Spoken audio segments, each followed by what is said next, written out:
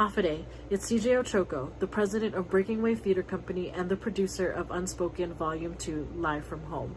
Thank you for joining us today. I just wanted to take some time to thank everyone who made the show possible. Thank you to the Guam Behavioral Health and Wellness Center, the Peace Office, the University of Guam, Ipanengan Campus Suicide Prevention Program, Manyelu, and to all the other community organizations that work year-round to address mental health and suicide prevention on Guam. Thank you to everyone who was involved in the show, to our Breaking Wave Board of Directors, our production team, our actors, and our authors. Thank you all so much for making this possible. Last but not least, I wanted to thank Joyce Torres and Iz Jasa, the directors of the show. They have worked so hard to put this all together, and we are so excited to showcase this for you all. I'm going to go ahead and pass it on to Joyce, who will give you the rest of the introductions. Thank you, CJ. Before we get into the show, we want to remind you that all the pieces you're about to see today have been reviewed by mental health professionals, which means they will follow safe messaging guidelines, which allow us to have realistic but hopeful conversations. BWTC salutes anyone who finds the courage to speak out, to break the barriers of fear and silence.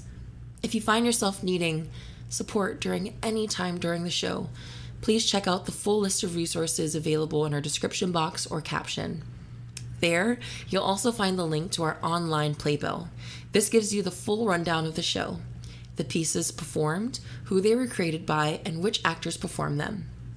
Before we begin, I want to take a little bit of time to say thank you to you for taking time out of your day to join us in this endeavor. Together, we will break the stigma. We will normalize conversations about mental health and suicide prevention. Without further ado, Breaking Wave Theater Company proudly presents Unspoken Volume 2, Live from Home.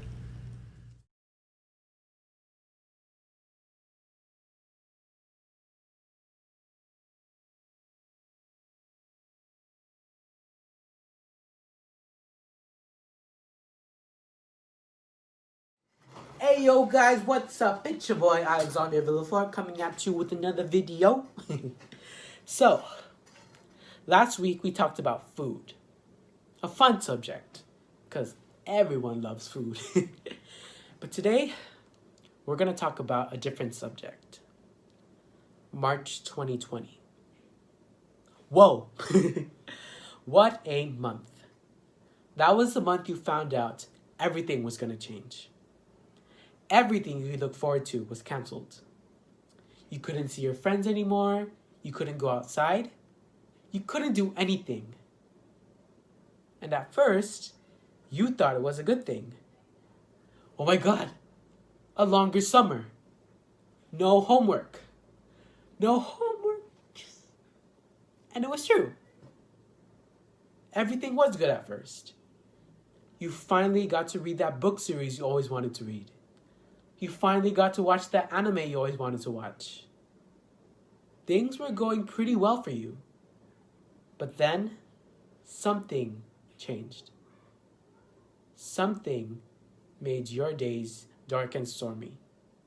Something made you want the days to be shorter and the nights to be longer.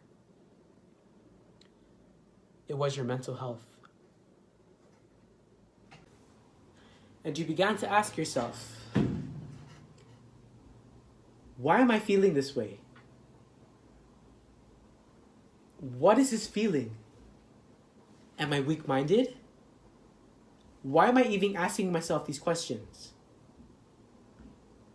All these questions, yet you didn't know the answer. But then you finally realized your feelings have been bottled up inside of you for the longest time. You realized that your problems were nothing compared to what other people have gone through. You didn't know the pain of losing one of your parents. You weren't abused, vocally or physically, by anyone. To others, you had the perfect life. And you know, on the outside, it does look perfect. Your parents did everything they could to make sure that you had a happy life. So you should be happy.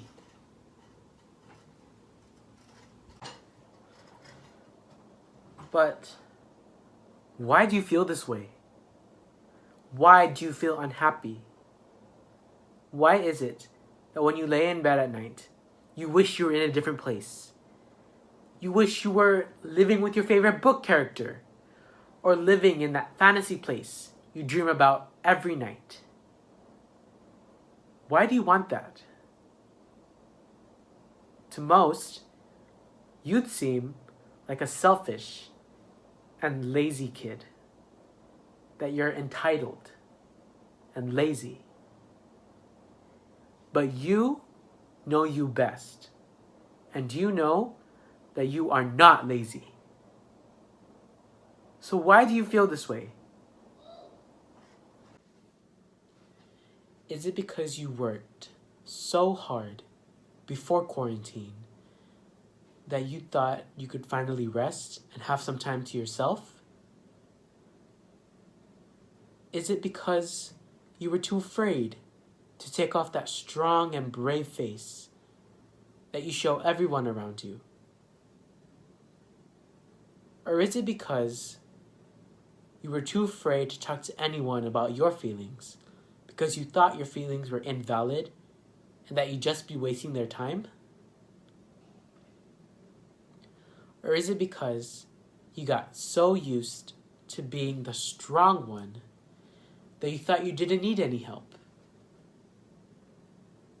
Yes. Yes. Yes. And yes.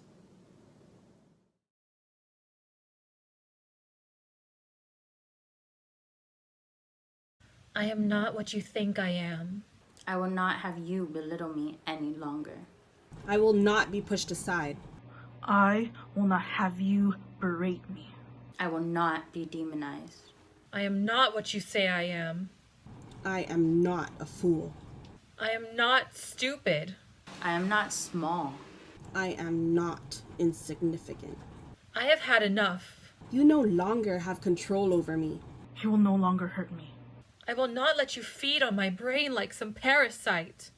I will not let your words take root in my mind any longer. For so long, you have pretended to be deaf to your cunning words. And now you know.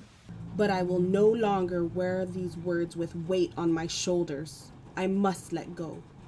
I cannot be what you say I am. I will not be what you say I am. I am not what you say I am. I am tired of letting you think you have won. I will no longer be in your grasp. I will set myself free.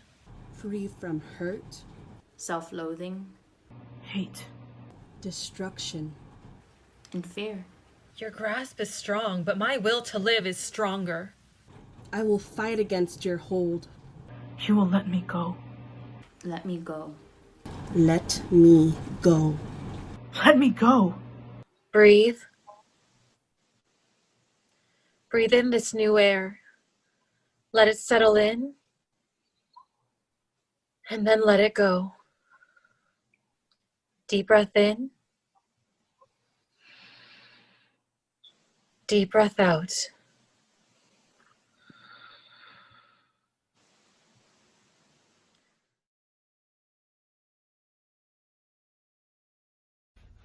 Every day for the better part of a year, I have had to make an alarm to remind myself to take a shower and brush my teeth. I remember being entranced with the color green after being trapped in a room with dim lighting and nauseating orange light bulbs. Stupid, I know, but the color immersed me, refreshed and relieved my eyes, soothing me like a gulp of cold water against a throat after 3 hours of gagging and vomiting. Bile and saliva dripping off the chin. It reminded me that there was still hope within the world, that I was capable of maintaining that life myself. It reminded me that there was still lessons to learn, people to meet, and opportunities to serve. It reminded me that I was capable of something, anything, something. When 3 of my tomato plants died in the next 3 weeks, I cried for 2 hours. Because if I was incompetent, if I was unable to tend over something as simple as this, then who am I to say that I can take care of another plant, another animal? Who am I to say that I can take care of another person, be their sole source of care and nourishment and protection? Who am I to say that I can take care of myself when I've clearly demonstrated in that moment that something died underneath my supervision? In the better part of a year, I found days flash into weeks. A cliche line, I know, but I would find myself wondering, waking up wondering, what was there to wake up to? In the better part of a year, I would find my eyes trailing the sharpened edges of a blade or the flickering fluctuation of a lighter. Sometimes, when a car approached me on my walk to the garden, I would stare at it until it passed away. In the better part of a year, I stared at books, trying to find the energy I once had in completing them. I stared at blank documents and unmarked notebooks until my eyes burned, thinking that if I etched every hapless thought onto a sticky note, then maybe I'd get my life back together.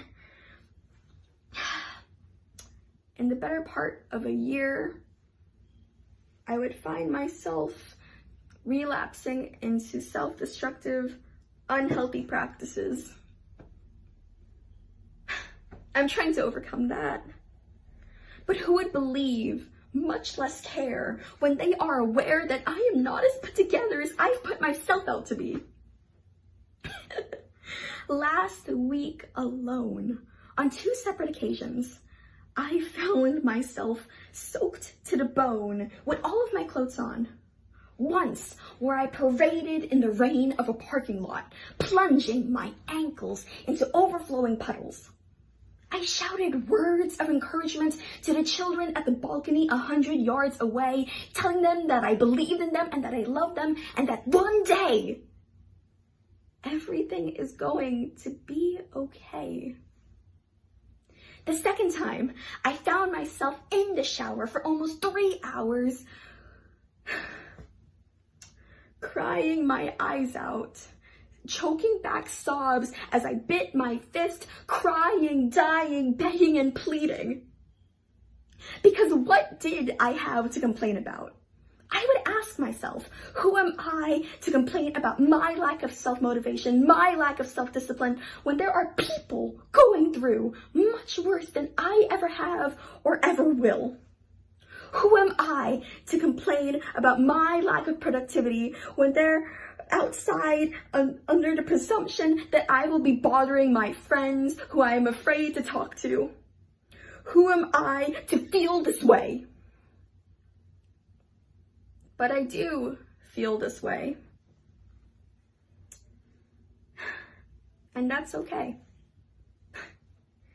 Then I learned how to forgive myself. Forgive myself for wasting time. Forgive myself for telling people no. Forgive myself for setting boundaries. Forgive myself for prioritizing myself.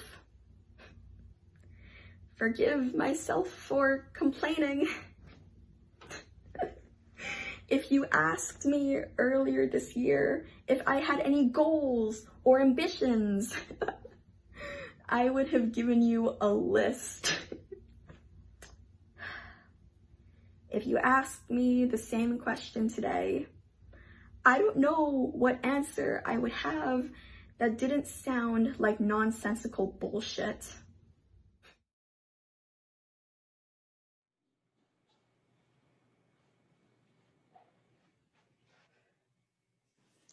How to prepare for an interview. 1, look the part. What am I going to wear? Outfit sorted, I think.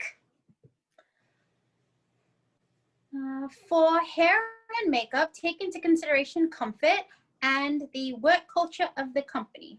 Ugh, I should have gotten a haircut. I look like an unkept cat who doesn't know how to lick herself yet. Grooming is important and makeup should be natural. Man, why is this so hard? I should have thought about this yesterday, but no, you just had to watch the first season of Umbrella Academy. Oh, shoot, I'm running out of time. Okay, lady, pick an outfit. 2, give yourself a little pep talk to boost your confidence. This is kind of a big deal, so don't screw it up.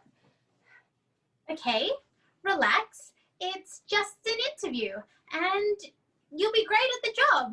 You're qualified.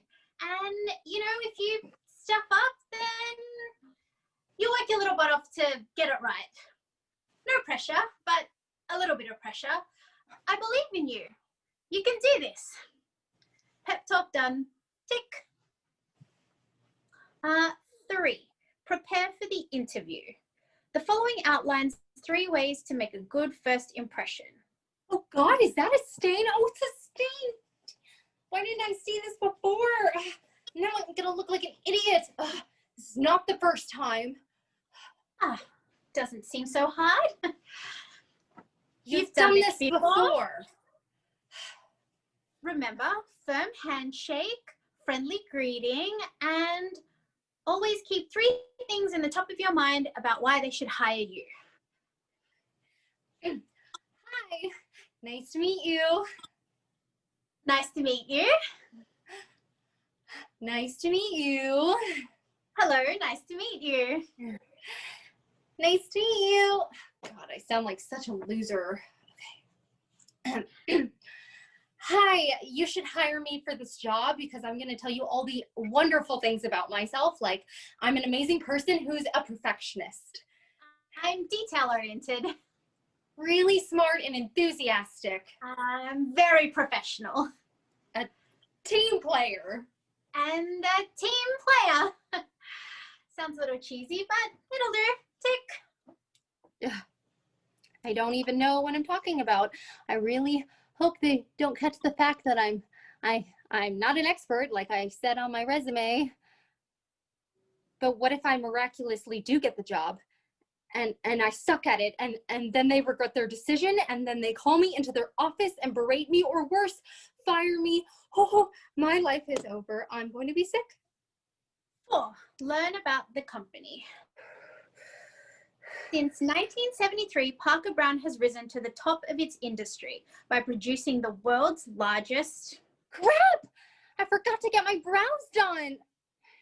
Customer care and genuine understanding is important to the team at Parker Brown. Our environmental responsibilities span decades of... Goodness sake, you look like you have resting... Wow, which face decline thanks to the company. And if I do get the job, what if it's just as bad as the one that I have now? Or what if it's worse? Is it even worth me doing? Maybe I should call and cancel. Parker Brown, since 1973, care and genuine understanding. Oh, better fix that. Got time? Oh shoot, I'm running out of time. I still need to fix my hair and my face and pack my bag. 5, relax. Think positive, take a power stance, and breathe. But what if I don't get this job and I'm going to be stuck working at the play center forever and ever, watching my friends' children until I'm old and wrinkly. And on top of this, I'll never move out of my parents' home. I'll just be a creepy old person sitting on the porch eating nothing but Hot Pockets and shouting at the garbage man, and then I'll die alone.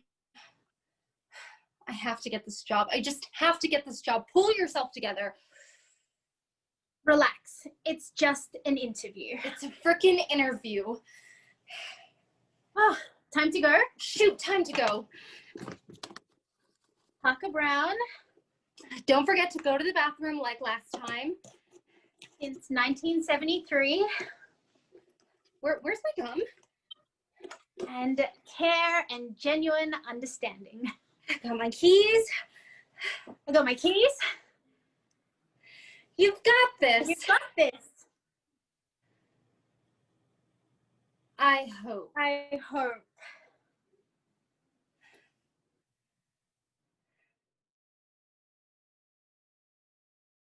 When I look at you, all I see is your fat. I see the newly formed rolls, the arms that jiggle, the stretch marks up and down your body. I see a failure. I can't see past the shame. I know I'm supposed to love myself. I know I'm supposed to be kind. But how can I be kind to myself? To a body that has always, one way or another, disappointed me. Give yourself a break. We're in a pandemic. My brain screams. Don't you realize that you need to stay alive? That all you need to focus on is staying alive, protecting your loved ones, doing the right thing. Can't you see that your body is beautiful and is begging you to relax and focus on the bigger picture? But how? How do you stop? How do you love yourself? Stop. Breathe in and out.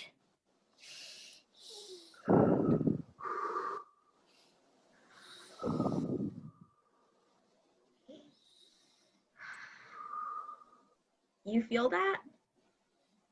You're alive. Love that you're alive. Love the air around you. Love that in a time when breathing is a risk, your beautiful, fat, and chunky body can do just that. Love yourself and be kind to yourself. That's what the world needs now. Okay? I'll try.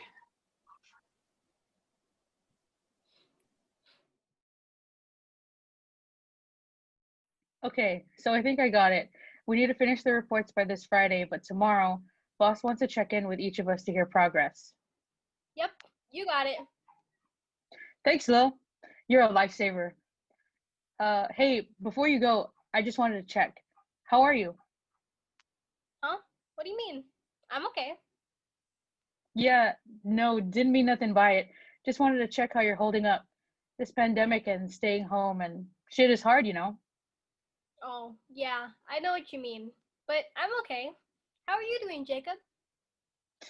Oh, man, I am so fucking bored. I just wish I could get out of the house, you know? Like, working from home is cool and all, but damn, I miss seeing people in person and these fucking masks. Oh, wish we didn't have to wear them every time we went out. Yeah, I know what you mean. Fucking masks. All right, Lil. Anyway, thanks for the updates. You take care, girl. Yeah, no worries. Always happy to help. See you at our next All right. section meeting. Bye. Bye.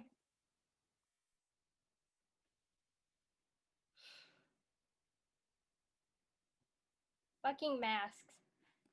If only you knew. You think these things are exhausting?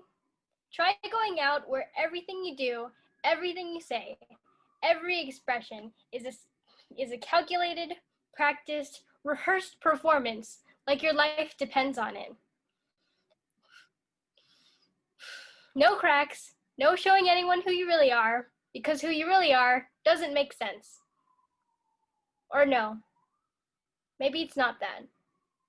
Maybe it's not me who doesn't make sense, but the rest of the world. I just want to ask people to say what they mean, because I can't read body language. I can't read your mind. Facial expressions? Just say it. What's the difference between anger or fear or crying? Is it happy crying or sad crying? But maybe I'm not the one confused. Maybe it's them. Maybe it's all of you. I can't ask that though, because it's not normal to not understand expressions or have expressions. Why can't I be normal? It took so long to get these masks right, but are they right? Half the time I'm not paying attention at what's being said at these meetings because I'm too busy thinking, am I doing this correctly? Is this the right expression? Do I really look like that? Oh, shit. Someone has a different expression as me. I must be doing something wrong. Better add that to the list.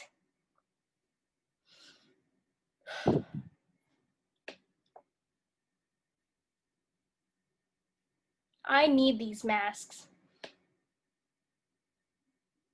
Or else I won't be accepted. People will think I'm weird, like when I was a kid. I can't let that happen, or else I'll lose my job, lose my friends. Are they friends? Do they know who I am? Hell, do I know who I am anymore? Hey, Lily. It's me. You. What's under that mask you got there? I'm kind of afraid to look because I might find nothing. Do I have a personality anymore? Or is it just these masks? Ugh, it's so draining. I'm always so tired after talking to people. I just...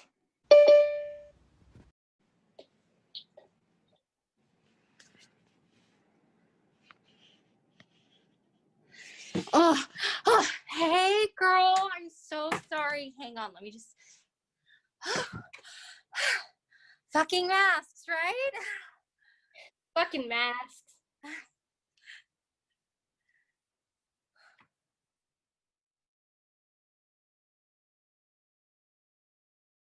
I feel like I'm living it hard knocked and I'm giving it all I've got, yet still I'm following a rainbow, and at the end there's no golden pot. I've done the breaking of many legs and the breaking of many hearts, yet still I'm practicing perfection. Seems like I'm tearing myself apart. And as I follow these parts, my brain stays in the dark, and that light bulb at the top of my head, it hasn't sparked. And in a long time, I must say.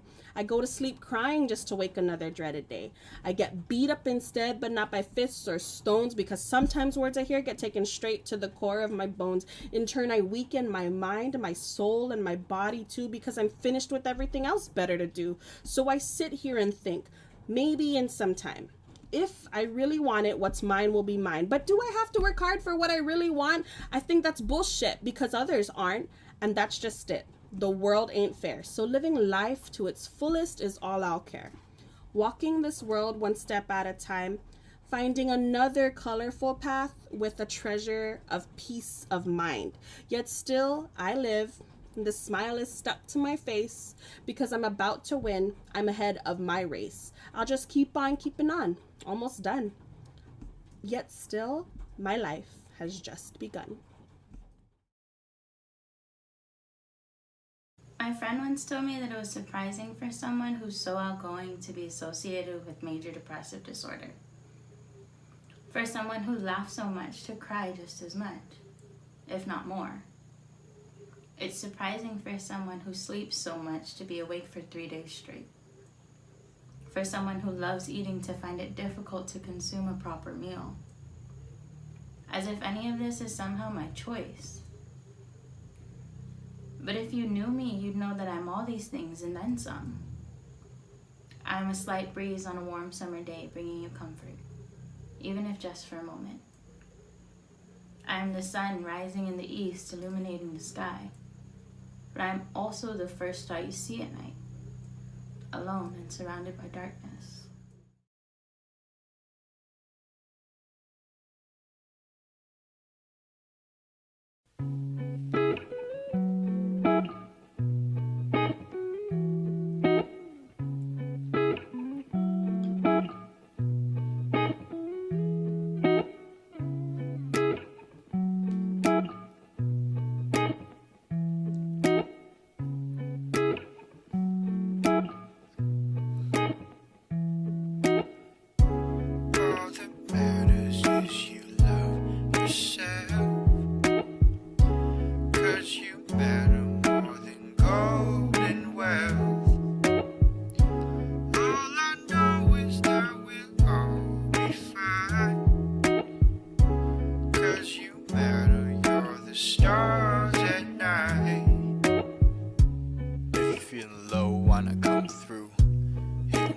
squad like we got you. Holding up hands, all peace sign. In time, we'll be rolling in the good life. Blessed be the broke and the downtrodden. Always got your back when the time's coming. Always on my mind when the time's harden. Gonna raise you up, all Josh Groban. All that matters is you love yourself. 'Cause you matter more than gold and wealth. All I know is that we'll all be fine. 'Cause you matter, you're the stars at night. All out, all self-care, all love we got spare. Turn around, we're right here all day, all night and all year. Always been tough when you're dealing with the rougher days. If you need to talk, just know I'm a call away. All that matters is you love yourself. 'Cause you matter more than gold and wealth. All I know is that we'll all be fine. 'Cause you matter, you're the stars at night.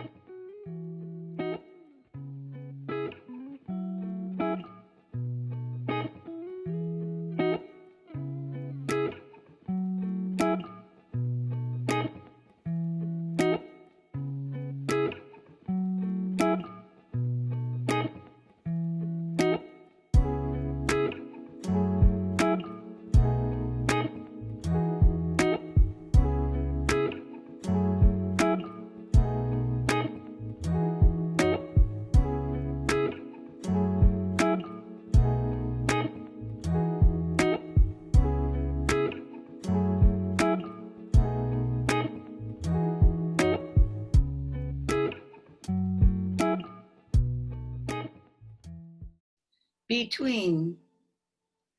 There is a difference between wanting to die and wanting to be dead. Between wanting to end the pain and wanting to end pain's numbness to all but itself. Between choosing the darkness and choosing to admit that the darkness exists.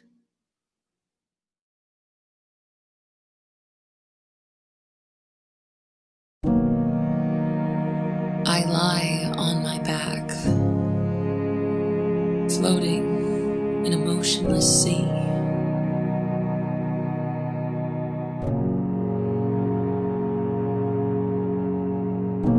I write this, forcing words out of myself, holding onto the last rays of light in the sunset, curling my fingers around them like the hem of my mother's dress. Stay.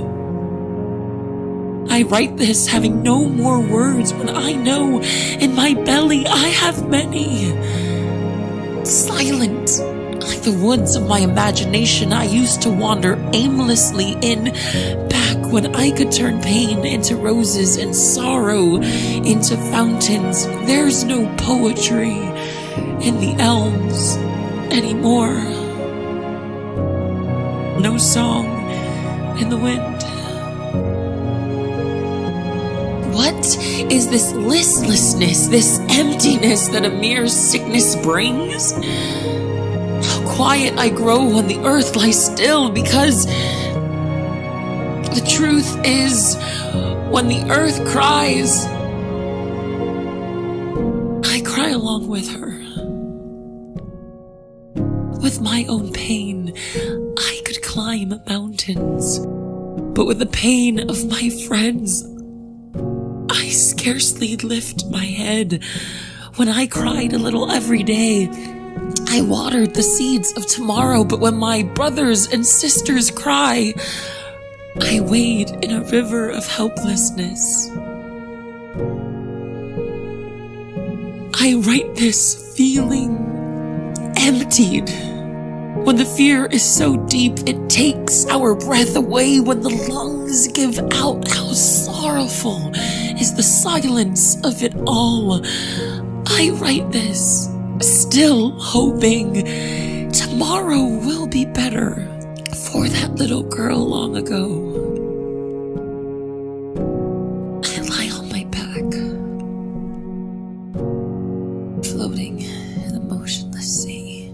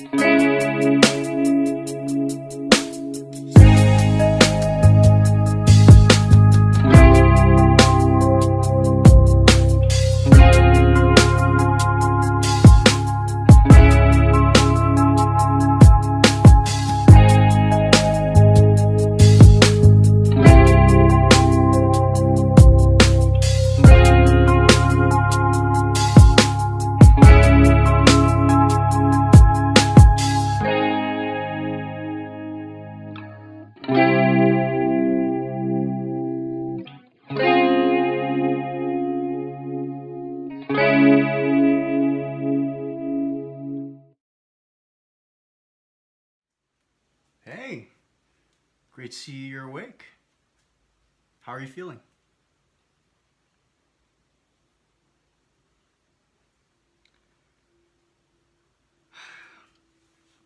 We've been stopping by for the past few days. Janie and I have sort of been taking turns because of work, but Mom said she comes here every morning since, well, I'm pretty sure you know that she's been here because of all the flowers, right? God, crazy she still grows those, huh? I mean, I never understood her fascination with them. I always thought the garden would have been more useful growing vegetables or stuff like that, but nope. Just those flowers. At least she's keeping herself busy, right?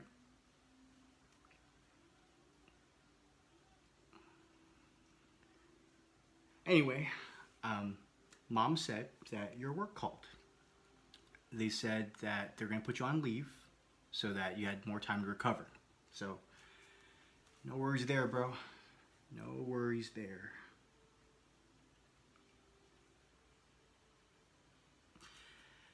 Is there anything you need? We brought clothes the other day. The hospital's pretty strict about what we're allowed to bring in, but just let me know and I'll probably try to sneak something in.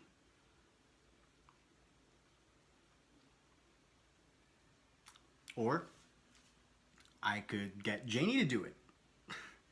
She's been feeling pretty anxious lately, and I think she'll be really relieved to know that you're up and about. Yeah, I'll let her know to swing by tomorrow with Mom. All right?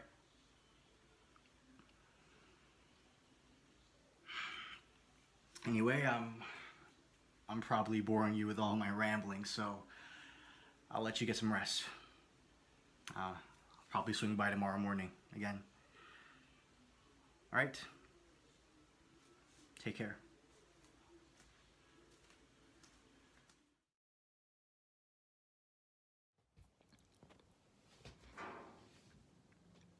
They never really tell you what happens afterwards. Nobody really prepares you for that. There's no support groups, no meetings, there's just silence. And you're left to your own thoughts. It's not so much that nobody cares or that nobody's talking about it, it's just mourning is such a lonely event. It pushes away the thought of talking to others until you start to really believe you are alone.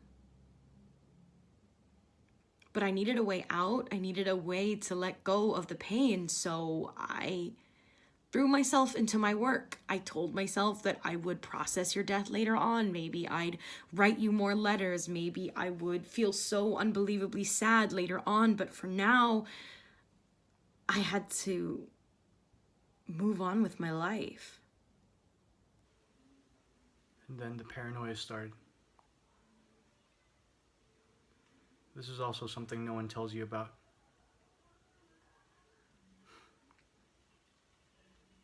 You start to see everyone as someone who might end their lives. You see in the students you teach, the coworkers you pass in the hallway, heck, the loved ones you see crying. What if they are going to leave me too? What if I could have done more? What if I hold on to them so tightly so they don't leave me the way you left me?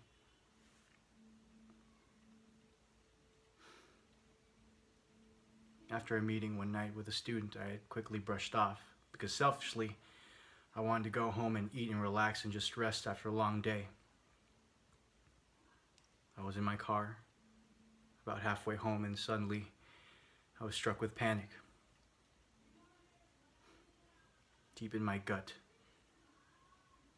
a jolt of anxiousness and worry. What if I brushed her off too quickly? What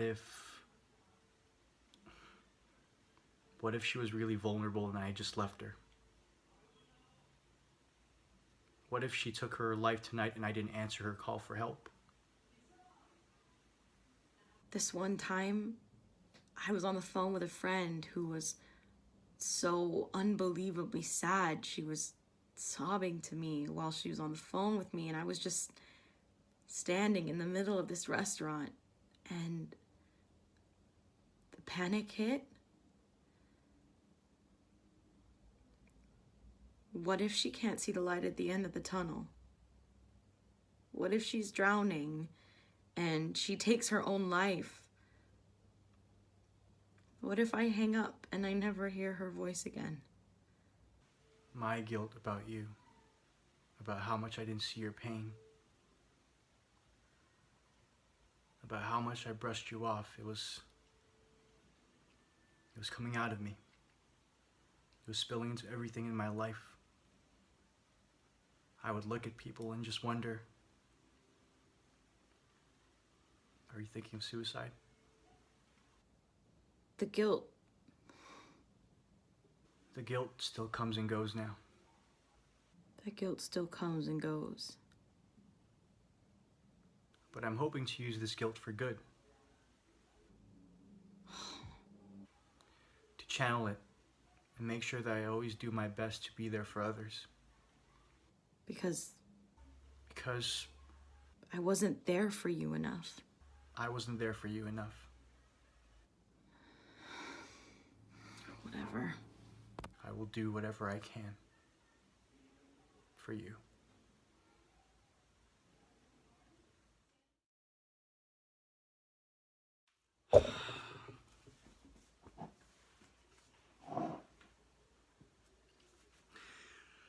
Can you please just tell me what I need to say? I'm sorry if I'm acting like this is a normal visit, but I don't know what I can say or do to help you feel better. And you don't have to say anything. I just want to hear that you're okay. All right?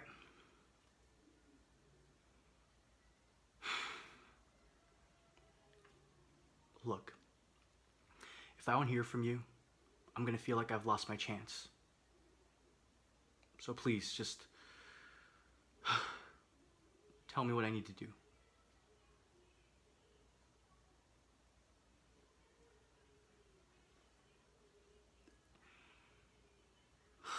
God, you're looking at me with those heavy eyes and I can't tell if you want me to stay or if you want me to go. Come on, just say something.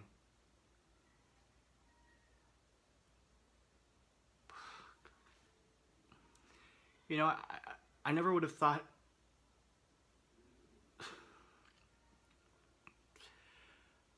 I thought we were okay. You know? I mean, our family's strong. And even though we've all moved out of the house, we kept in touch with each other and told each other everything.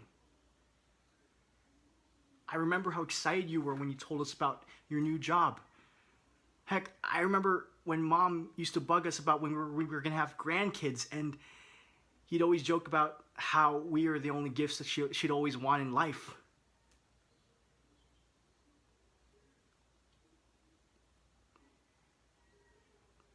You know, I felt like the proudest older brother to you and Janie because you seemed like you were getting everything you wanted in life.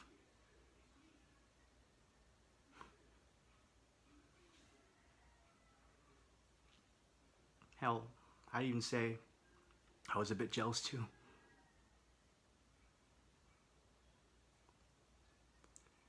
But now I'm here, and you're in a hospital bed, and I'm trying to make sense of it all, so please just tell me. How do I make it go away? This thing inside of you that doesn't want you around, how can I help you beat it?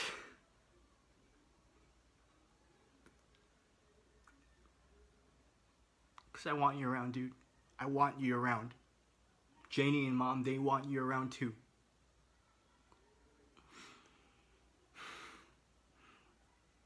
See all those cards and flowers over there? those are all people that want you around. All right? We're rooting for you.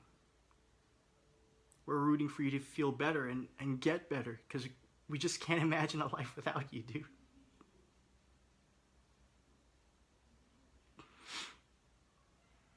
Come on, dude, just please.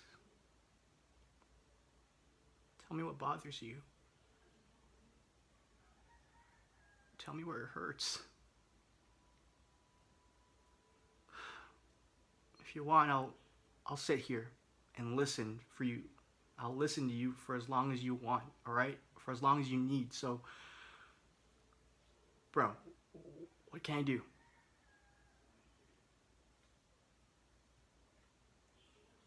What can I do?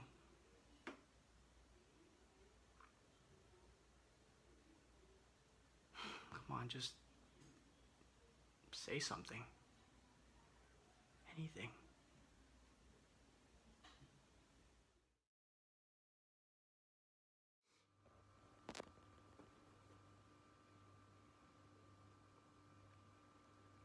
My dearest Morgan,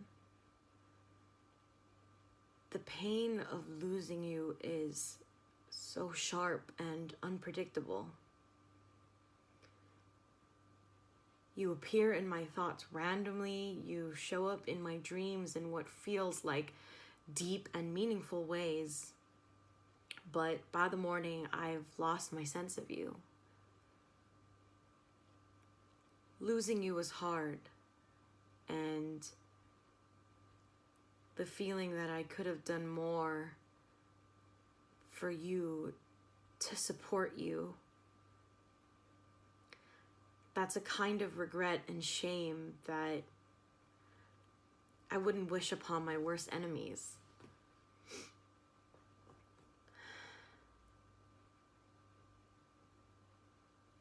I had this one dream about you around the time of your funeral. I was just swimming in the ocean, just looking at the sunset, and I swam up to this little island, this plateau of rock and coral that had been unearthed by the low tide. And you were just sitting there, stretched out like a mermaid, your hair flowing, and just staring at the horizon. And I asked, "What are you doing there?" And you said, "I'm just watching the sunset. We don't appreciate this beauty enough, you know? We should really see the beauty of Guam all around us." And I agreed. And you said, "Swim around and I'll show you even more beautiful things. Go on." And so I did. I started to swim. And as I did, the coral beneath me started to light up and flash these bright and beautiful colors just all around me. I was so fascinated by them, I got caught up in it. And by the time I looked up, you were gone.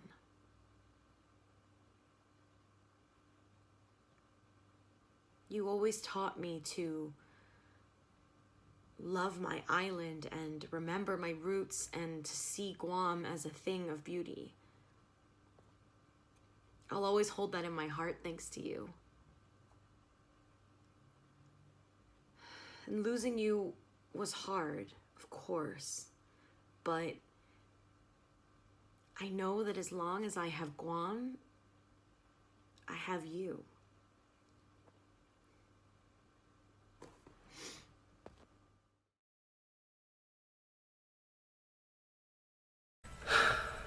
You know how parents just throw their kids into the deep end and pray to God they'll come pick up swimming?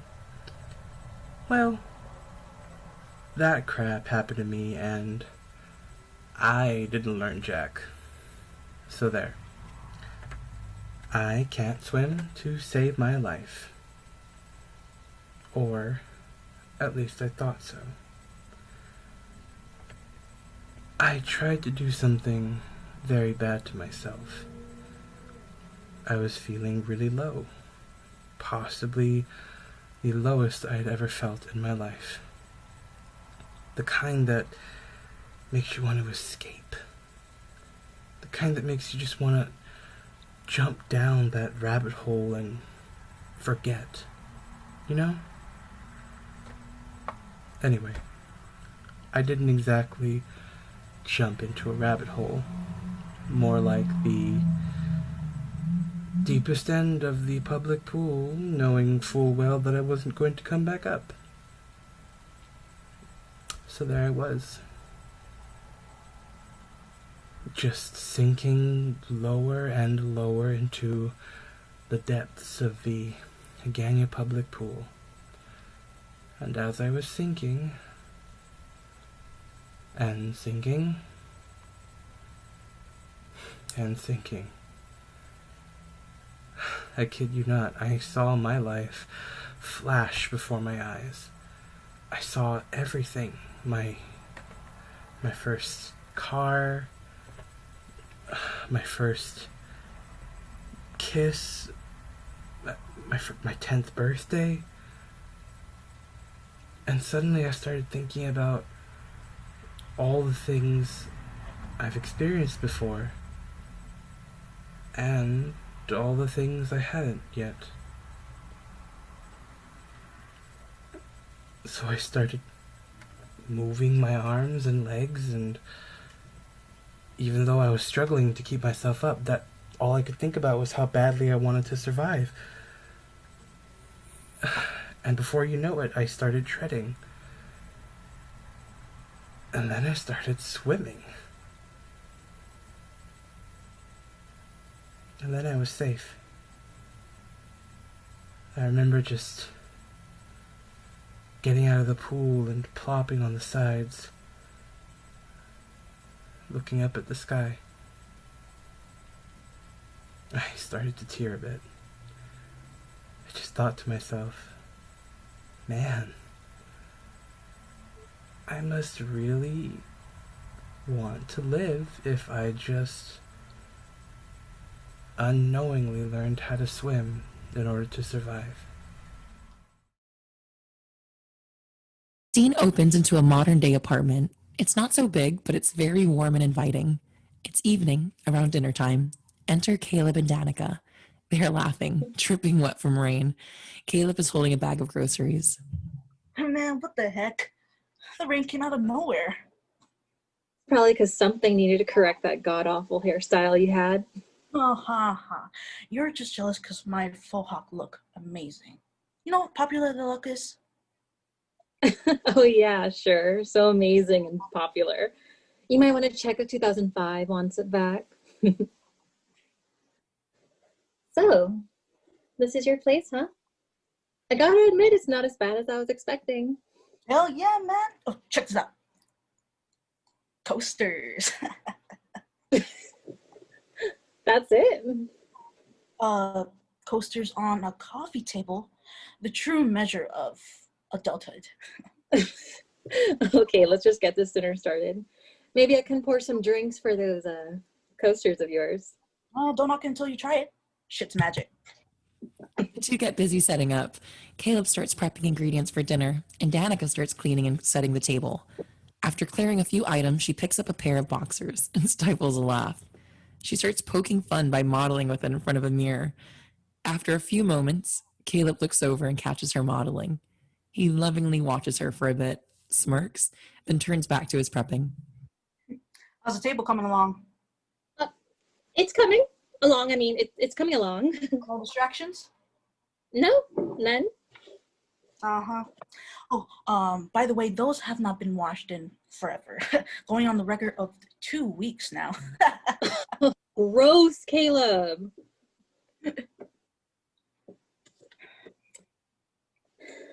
Happy 100-day anniversary. Yeah. And these 100 days with you have been amazing, Danny. Although, why are we celebrating the days instead of the months again? Hey man, we gotta honor my Korean culture. Since when are you Korean? Since I got that DNA ancestry kit and I found out I was like 5% Korean. Isn't that amazing? Sure. Yeah. Amazing. You know, if you're so proud of being Korean, how come we're not having Korean barbecue for dinner? And why am I cooking? Because, babe, that's just how it is between us. You cook, I clean, and besides, you gotta admit that I do a pretty bomb-ass job of setting a table. Just okay. Don't get so full of yourself. Just okay. If I remember correctly, last night you said... As she turns, she knocks a plate off the table, which shatters. Whoa, party foul. Jeez, baby, I haven't even cracked open the wine yet. Hey. Hey, are you okay? Danny is staring at the broken plate. Caleb reaches out to touch Danica, but she violently flinches back. I'm sorry, okay? I'm sorry. I didn't mean it. It was an accident. I swear. Sorry. What do you mean? Danny, what's wrong? Caleb takes a step towards her. No, stop. Stay away from me. Please, I promise I won't do it again. I promise. Hey, breathe, okay? Danica, look at me. It's me, Danny. It's Caleb. Caleb? Yeah. Just look at me, okay? I want you to really look at me. Okay. Tell me what you see. I see brown eyes, that one freckle next to your nose. Your hair still wet from the rain earlier. Good. What do you see around you? I see the table. Okay. I see the broken plate. Oh God, I'm so sorry. Hey, I don't care about the plate. I care about you. Now, tell me what's going on around you. What do you see, hear, smell? What do you feel? We're in your apartment. Okay. I can smell freshly cut vegetables. My clothes and my hair still feel kind of wet from the rain, and I can hear the rain. It's hitting your window, and I think there's some thunder and lightning outside. Yeah, I think you're right. Can you do one last thing for me? I want you to focus on my hand. How it feels when I hold it like this. He places her hand on her heart. And I want you to feel this. Your heartbeat. You're here, Danny. You're alive. And I promise that you are safe. I'm so sorry. Hey, it's okay. You know, the play was like $3 anyways. Kind of ugly. You actually did me a favor. It's not just the plate. I have these issues, and most of the time I'm fine. I can do what I need to do. I can joke around, and I can be happy. But then there are times when something happens, and all of a sudden I'm not myself. I'm not here. My mind wanders to another time and place, to memories I've tried so hard to forget. I snap out of it, and I'm usually on the floor like this, broken, just like that plate. I'm sorry, Caleb. I never wanted you to see me like that. I never wanted you to worry.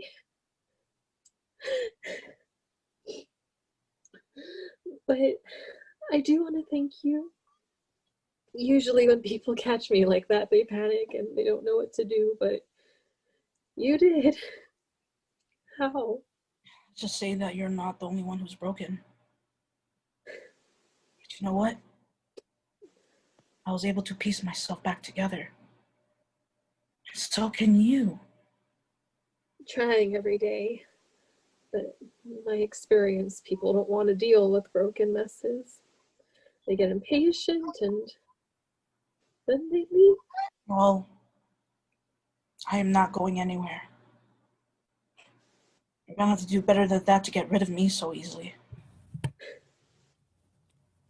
Danica lays her head on Caleb's shoulder. They sit in silence for a bit. So, what's his name? Who? The one that makes you feel this way? The one who hurt you? How did you... Here. Oh. Broken soul, remember? We could tell. So, what's his name? Brian. Ah, Brian. Let me guess. Some douchebag who broke your heart or something? Or something. So, I don't know what's the deal with this Brad guy. Brad? Right. Bruce. Whatever. Look. You don't have to talk about it if you're not ready. But I want you to remember that you can. You can always talk to me about anything. I'm here for you, and I want to be here for you. You have no idea how much I care about you, Danica. I care about you too. He was everything to me, my world, and when we started dating, everything was beautiful and magical, and I felt that I had finally found someone who I could spend the rest of my life with. And then things started changing. It started out small. He wanted me to cover up more, or he wanted me to spend more time with him than with my friends, and he just wanted more and more, and nothing was ever enough. It got to the point where I was so terrified being around him, and he was like a ticking time bomb, and he would get triggered and go off if I did one tiny thing that was wrong. Like breaking a plate? Yeah, like breaking a plate. You know what's the worst part?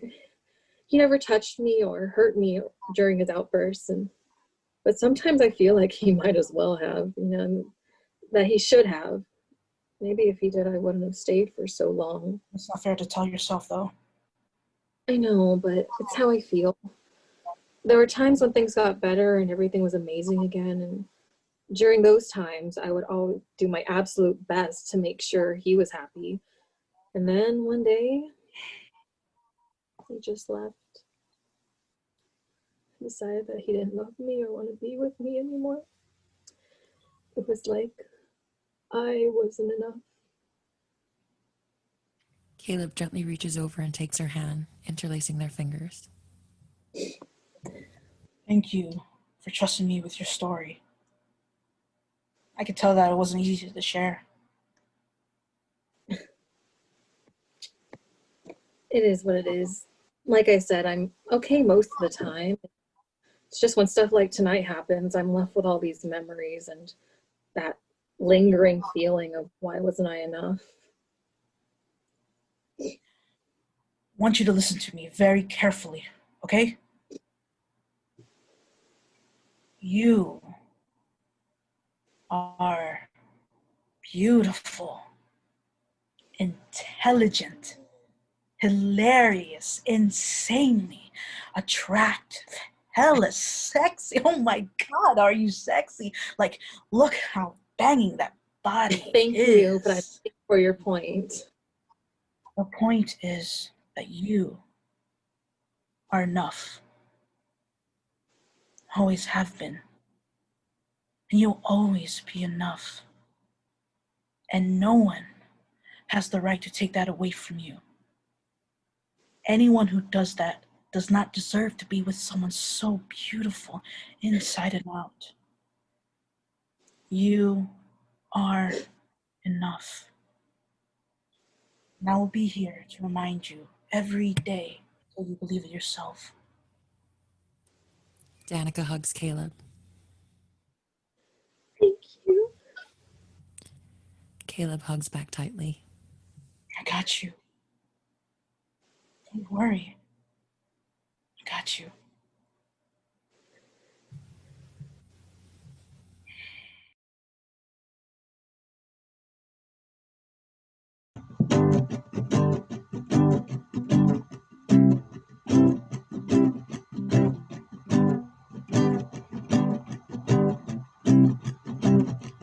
Takes a lot of energy to wake up in the morning, get up and do the same routine.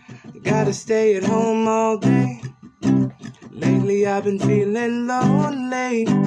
I miss being in the same space. Oh man, I miss my friends and job, but we gotta stay safe. 'Cause it's the price we learned that we all have to pay. Just call on me and we'll vent the night away. The situation sucks, it really does. So call me up and tell me all your feelings, cause you still matter to me, no matter how near or far. I know it won't be how things were before. It's not much, but it's a start. So call me up today. Call me up today. Oh, hey, how's your day going? You just woke up way past noon. Oh no, I'm not judging you. I was gonna say me too. Yeah, I'm feeling a bit better now, sharing all the minutes. 'Cause the day is long and I forgot what day it is. And that's just how it is when the scenery don't change. Yeah, life seems so hard right now, and we're all on for the ride. The future is a bit cloudy, but I don't really mind. 'Cause I got you, and you know you got me too. No matter the cause, we'll talk and talk. Conversation flows while we're all stuck. So call me up today. Call me up today. Maybe we can do something like watch a new series.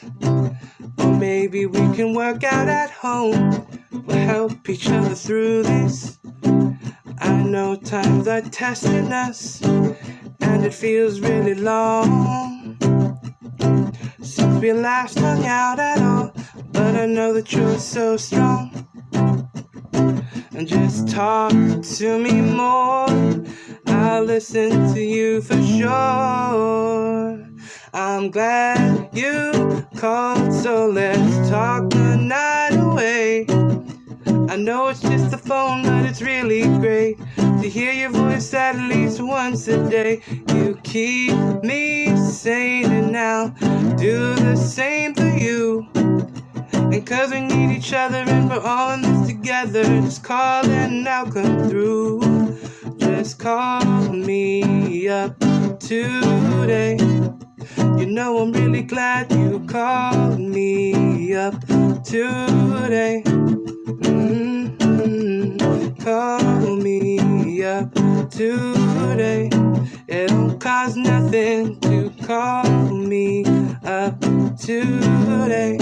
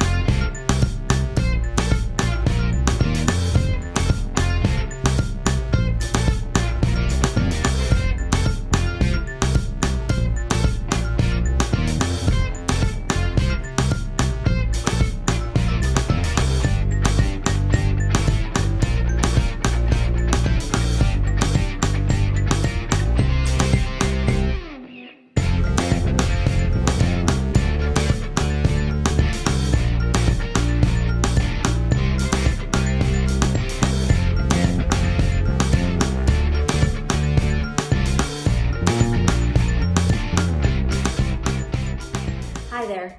Thank you so much for watching the show. I'm Isabel Jasa, one of the co-directors along with Joyce Torres, and we, along with the team at Breaking Wave Theater Company, hope that you enjoyed the show. If you feel so moved or are in the giving mood or want to continue to support local theater here on Guam, please check out the link below to see how you can donate to Breaking Wave Theater Company.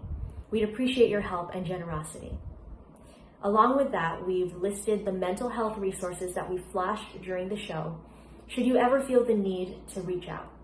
And never hesitate to reach out. Finally, I hope the show helps you realize that you are enough, you matter, and that you are not alone. Biba Mental Health, Situ Usmaasi.